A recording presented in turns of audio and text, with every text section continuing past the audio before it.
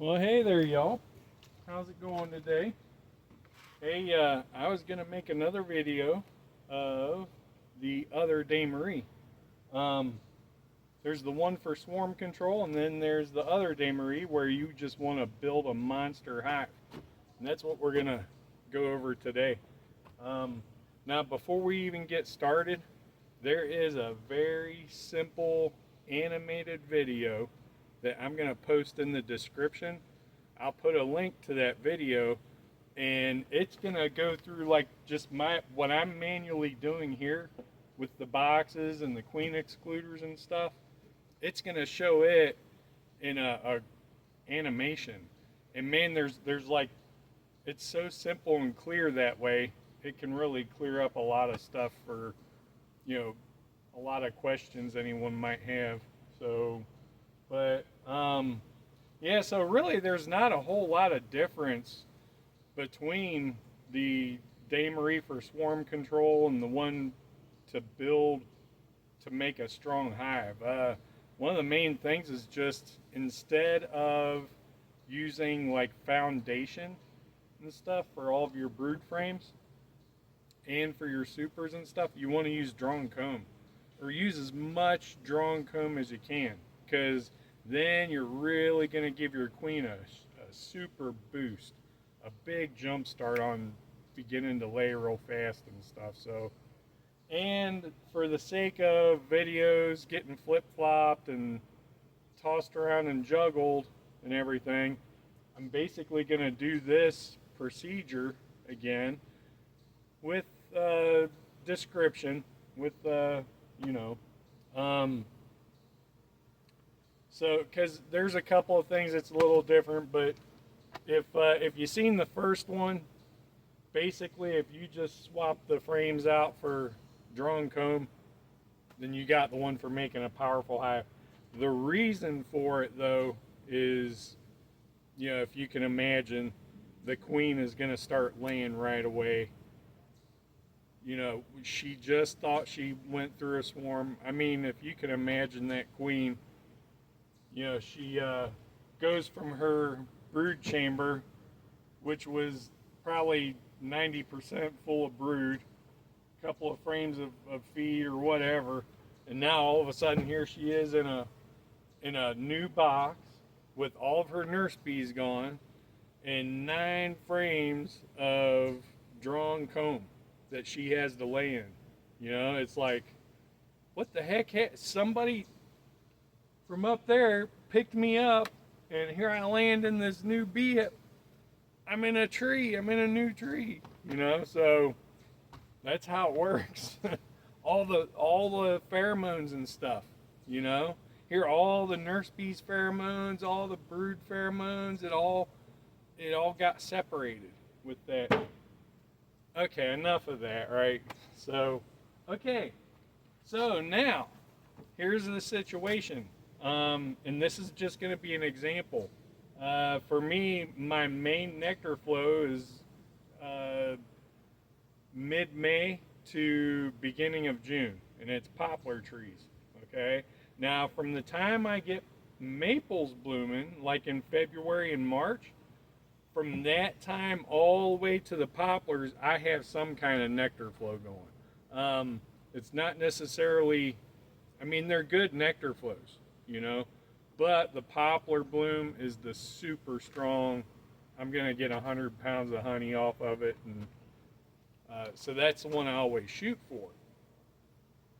So what I do around April 15th, I know now I'm in my area and stuff. I know that my poplars around May 15th are going to start blooming within like a week, maybe 2 weeks of that. So come tax day for me, I'm going to go through and I'm going to Demaree every single one of my hives. It doesn't take that long to do them. And I even find the queens and stuff, and I mean, once you do a few of them, you just get to be automatic. You have everything set up, you know, so it gets really fast. So, here it is, it's April 15th, and I'm like, hey, I need to get my hives ready for next month. So what I do, here's my original beehive in its original position. Same thing as before, and I'm just going to go through the motions again, just for people that may not have seen the other video. So you just move your original beehive from its original location. Just move it over to the side. Okay, there's a bottom board here. I prefer screen bottom boards. And when I say that, I mean the type that has the plastic tray in the bottom that you can cover it up. Because I also treat my bees with oxalic acid in the wintertime. And the mite drop that I get, it shows the results of the entire hive. You're not taking a sample of the brood chamber. You're seeing every phoretic mite that died, and on that screen, on the falling through that screen bottom board. So, and they don't cost. I don't know if they cost more. I think they're about the same price, ain't they?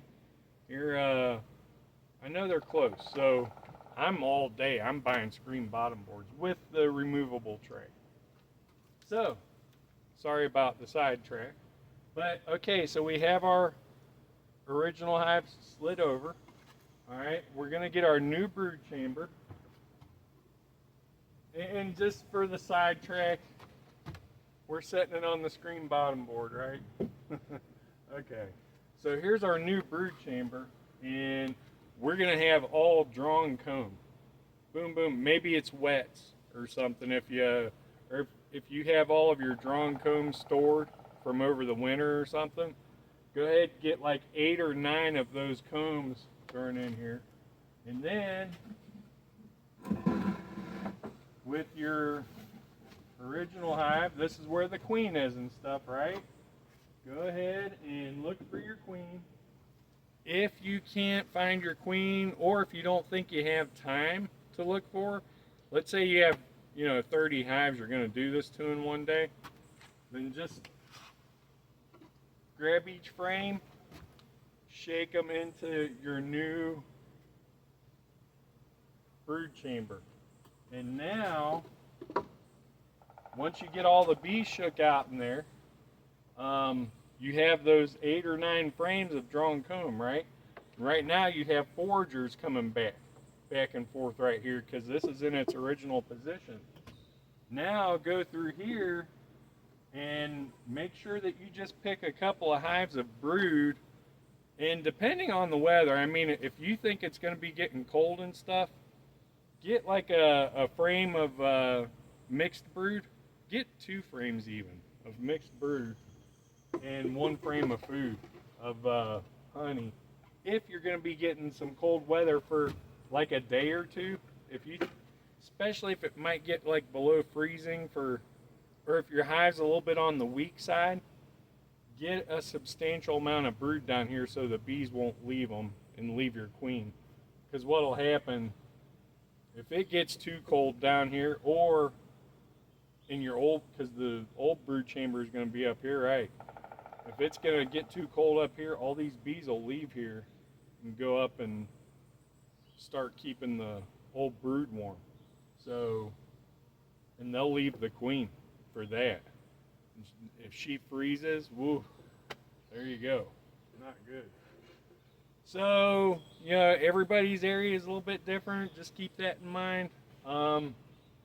So now what we have set up here is we shook all the bees out down here.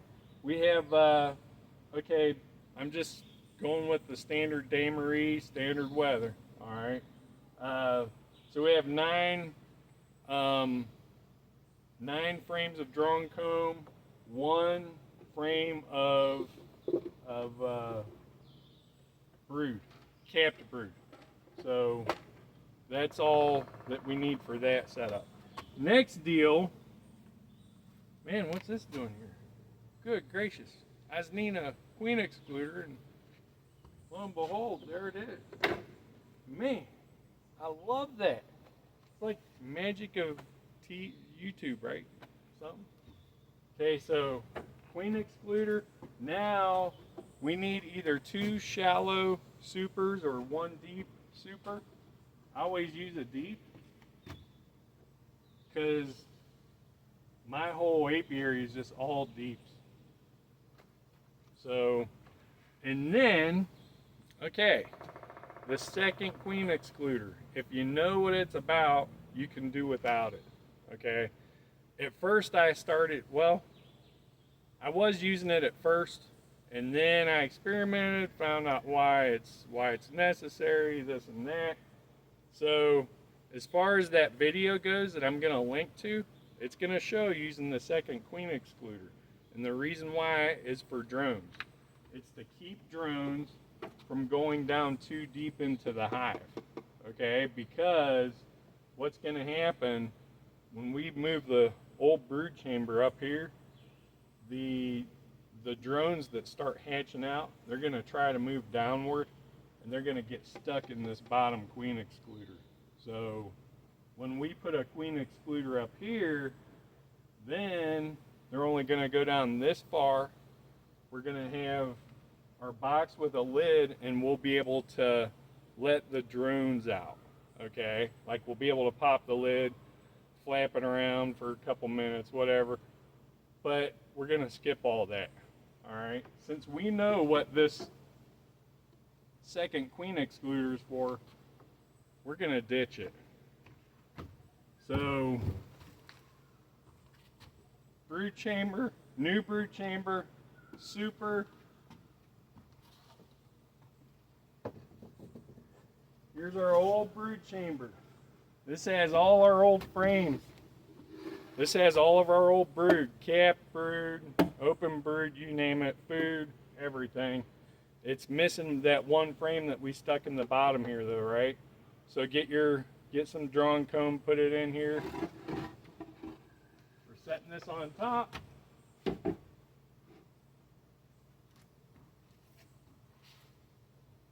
And then with this is a, we're gonna hold off on the inner cover, okay? We just, for now, we want a tight lid. We don't want to have, because what's gonna happen, if we put any kind of entrance up here, any kind of vent, all these bees are gonna think that they're making a new hive, like they just swarmed too. So actually we have like this bottom box thinking they just swarmed, and this box is gonna think that they just swarmed too, and that they don't have a queen cell. It's like, man, the queen just left us, you know, with all the workers, and they didn't leave us. Where's the swarm cells, you know?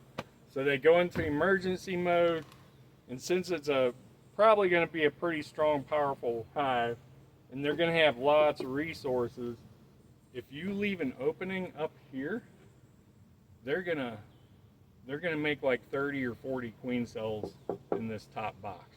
So I recommend, if you don't want to go, now if you're going to use that many queens, go to town. If you want to propagate this one queen, do all you want, because man, that's a heck of a good way to do it. Just, you know, they do have to be strong and healthy is the main thing, and usually they are that time of year. You know, everything is blooming and thriving. So, all right, so we have this all closed off, and there's no queen excluder up here,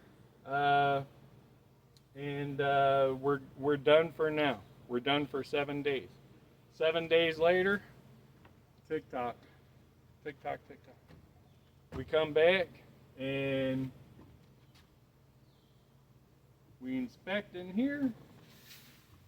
Now, hopefully, the nurse bees didn't go crazy on the number of queen cells, but they sometimes still do. Usually I'll average like 8, maybe a dozen. So, and what we'll have to do is we gotta pull each frame out and look for these queen cells, because I mean they'll hide. You know how the bees cover them queen cells up and stuff? They're not, and these probably ain't gonna be at the bottom of the frames. So, but they are gonna be just in this top box. So it's not gonna be a big deal to, you know, make sure that we're just going to check these 9 frames up here. So go through, shake off each frame, inspect it, make sure there's no queen cells, put them back, let all the drones out. Really, you ain't even going to have to be concerned about drones now. But okay, once we get the queen cells cut out though, then now's when we're going to address the drones. Okay, get an inner cover with the notch, leave the notch on the bottom. So it's an opening up here, and here are the drones. They will be able to find that exit. And put your lid on. Make sure that you have the opening open. Make sure that there's room, that your lid has room for that, so that the drones can get out and everything. And then that's it. I mean, this thing's going to be complete. Now what's going to happen, like all the magic, actually the magic started 7 days before. When you put that queen down here with all that open comb, she just got this whole brood chamber wide open. She started laying, she started going into swarm mode then, because her nurses left her. She has all these foragers. She's in a new box. She has all this drawn out comb. She's like, yeah, to her, that's party time. So she just starts laying this stuff up. Who knows, 2,000. I've heard, okay, the reason why I'm trying out Russians is because I heard they can lay like 3,000 eggs a day, like at the drop of a hat. Like, as soon as nectar starts coming in, it's like explosive, boom, they're ready to go. So, all right, now that we have all this stuff happening, this hive's going to start bubbling, right? It's going to start turning into a monster pretty soon. The queen's doing her thing down below. She started going nuts 7 days ago. The bees up top, they're hatching out. The queen doesn't know this.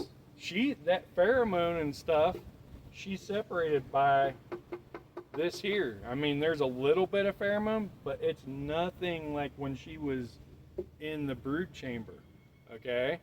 So now she's going to town like she's in a new hive. All these bees are hatching out. What's happening here? Yeah, it's going to be Frankenstein's monster in 21 days or so. So 28 days, something like that.